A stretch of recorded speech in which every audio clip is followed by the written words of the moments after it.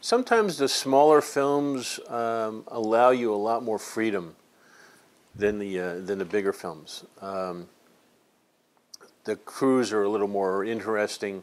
The art direction is a little more interesting, and you can have a lot more fun. On the Army of Darkness, I basically was there for paint. Gene often used me to paint things. Sometimes he'd get a job in his garage, like the Amazing Sea Monkeys. It was a fun little job. He picked it up, he had it in his garage, and I went and helped him build it, and mostly did the paint for him. Occasionally they let me build things. In fact, the problem with so much of it is that all the shops I work at, somebody gets in their head, oh, Bruce paints. He doesn't know anything else. Or the next place, oh, he does molds. He doesn't know anything else. Bruce builds. He can't do the other two.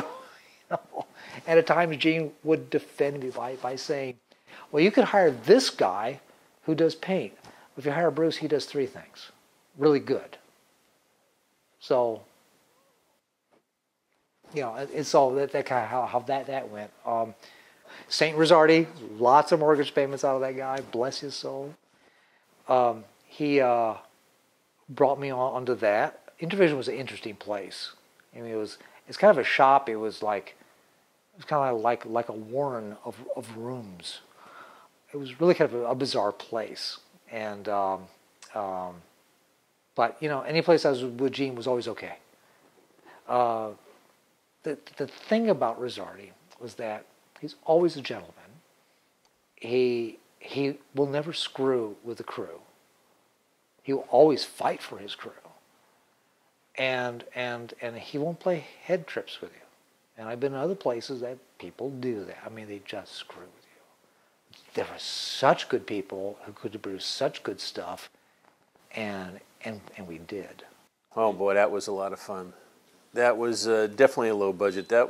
It was so low budget at times when we had to do the landscape. The landscapes were the surfaces were usually like plaster, and we would ask the guys in the shop to bring in all their newspapers so we can make paper mache to cover the surfaces.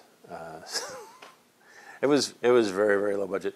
We had a couple of ladies who were doing all of our landscaping, and we would send them out on foliage runs, and they would go around the neighborhood with their little clippers, and they would prune pieces off of people's hedges to get our little cypresses and things like that. And whenever they were asked, they would go, well, this is a school project, and, you know, because they were all little young girls doing this thing. So this is a school project, and can we just prune a couple things off? And the people go, oh, yeah, sure, go ahead, you know. And we'll just bring them back into the shop and turn them into trees and bushes. And it worked fine. Mike Joyce and whatever, they built the armatures of the skeletons.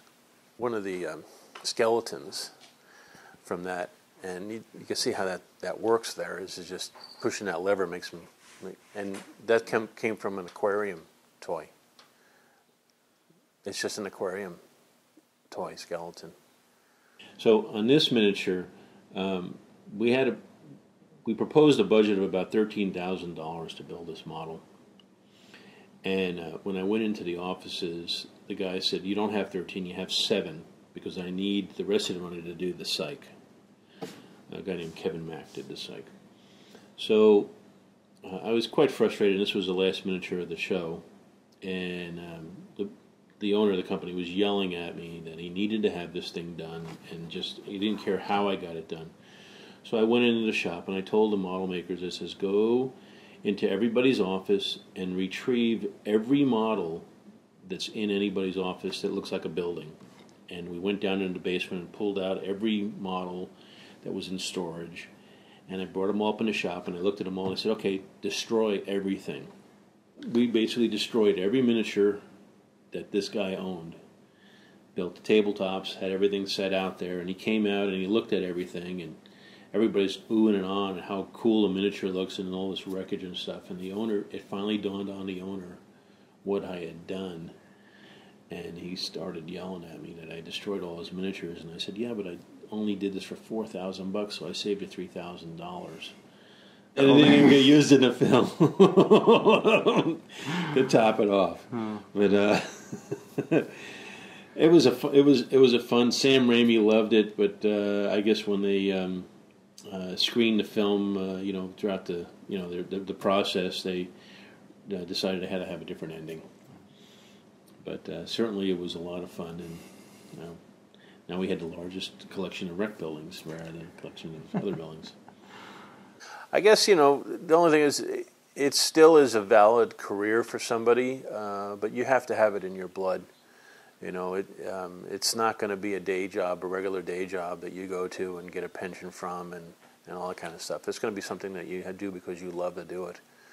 And I love my career. I wouldn't go back and change anything.